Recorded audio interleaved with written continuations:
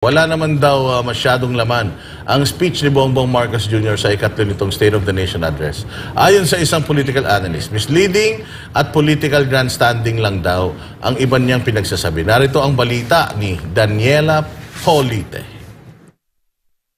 Ang kanyang SONA, hindi ganun, walang masyadong laman on the achievements ng kanyang administrasyon in the last 2 years. Kung achievement na pag-uusapan, hindi ganun kalaman. Iyan ang assessment ng political analyst na si Professor Ana Malindugoy sa ikatlong State of the Nation Address o SONA ni Bongbong Marcos Jr. Lunes, Hulyo 22. Sabi ni Malindugoy, hindi nabigyan diin ni Marcos Jr. sa kanyang SONA ang mga national concern na malapit sa sikmura ng taong bayan. Kabilang na dito ang economic recovery at poverty issue. Wala siyang masyadong sinabi kung paano niya re-resolbahin ang issue ng inflation. How would you resolve inflation?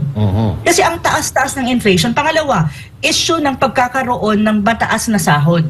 Hindi niya na-address yun. Yun ang pinaka-importanting issue eh. Pangatlo, yung issue na ang bumababa ang purchasing power at saka kulang sa trabaho ang mga tao. Para kay Malindugoy, wala raw malinaw na solusyon sa isyu ng kahirapan si Marcos Jr. Bagamat nabanggit daw ng Pangulo ang tungkol sa pamamahagi ng ayuda, ay hindi naman anya ito ang solusyon sa kahirapan. Samantala, misleading at political grandstanding lang din daw ang mga pinagsasabi ng Pangulo tungkol sa isyu ng West Philippine Sea.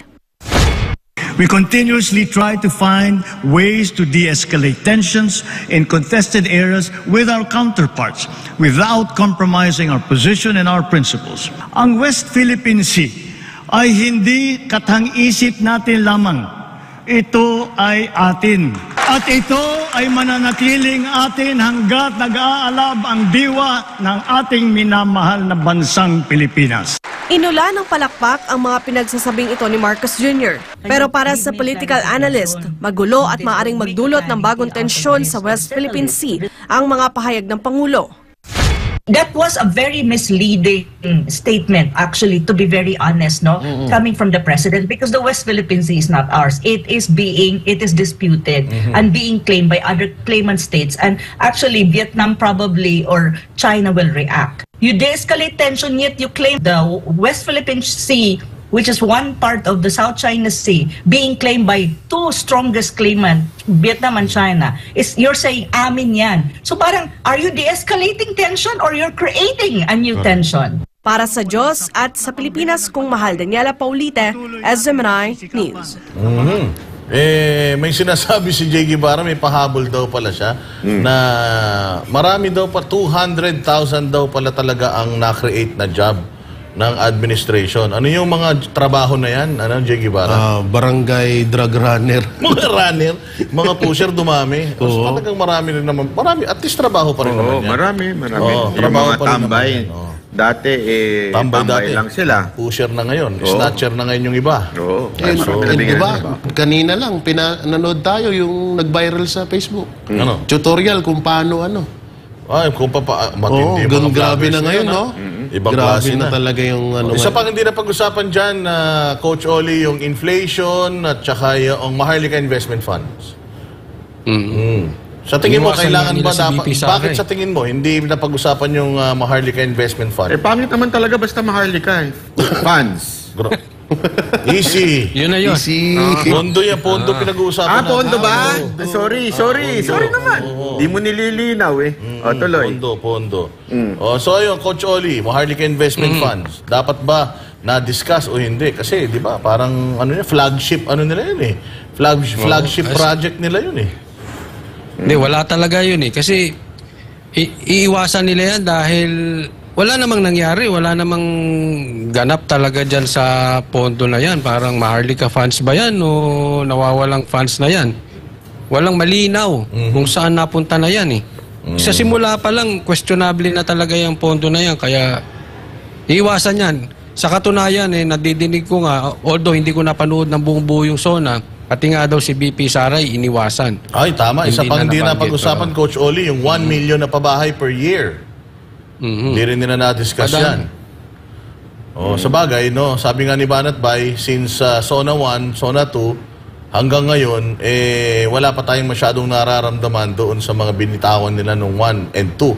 So itong pangatlo, ay ano na rin. Sa tingin mo, Banat Bay, naapektuhan kaya yung kanyang SONA nitong lumalabas na issue ng dyan sa video na yan? Ako isa sa mga nakita ko, parang, ako lang parang nasayang yung 20 million na pagkain nila. Bakit? Hindi, siyempre, wala naman palang ng magandang na labas diyan sa SONA. Nagastos pa sila ng 20 million na pagkain, 'di ba? Kaya medyo yun yung iniisip ko. Kasi wala namang problema kunwari magsalita siya, 'di ba? Kasi ano naman 'yan nasa batas natin. Kaya lang gumastos tayo ng 20 million para lang sa pagkain para diyan. Sana man lang naibalik yung meron tayong narinig na bago. Except yung siguro, yung sa Pogo lang, yun lang. The rest is, wala puro... Speaking of, Banat Bay, doon sa, yung 20 million na ginastos nila, hindi naman pala sa pagkain Sabi na nila yun, pangalawa na yun, yung napuna sila. Una siya nagsabi, diniscuss ko yan Una niya sinabi, siya mismo nagsabi yung 20 million. Siya, gumanon siya. Nung napuna siya, kinabukasan binawi niya. Hindi naman daw sa pagkain. Kasi pinakita yung menu Yung menu nila, kwek-kwek, ganyan, banana Q. Pero kita mo naman, ang dami. 2,000. Oo. Ano, 2,000? 2,000 ng attendees. Hindi, ang dami nung pagkain.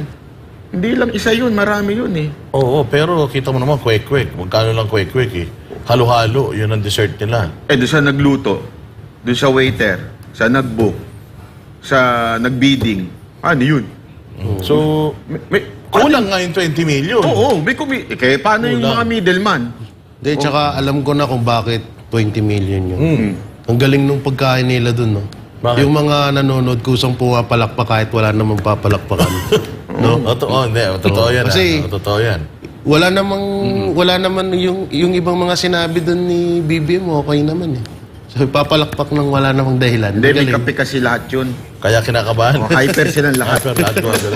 Pero, bawat ano yan kasi nga, baka naman, sila lang ang nakakaramdam nung biyaya. Baka sila lang yung nakaka-relate nung mga sinasabi ni BBM. Nakaka-relate, tsaka Lalo na nakakaramdam. ako, hindi ko maintindihan. Puro English Yun lang, kaya pala natulog ka na lang. Tinulugan ko na lang. Tsaka kahit naman siguro Tagalog yun, wala rin naman ako mapapala. Paulit-ulit lang.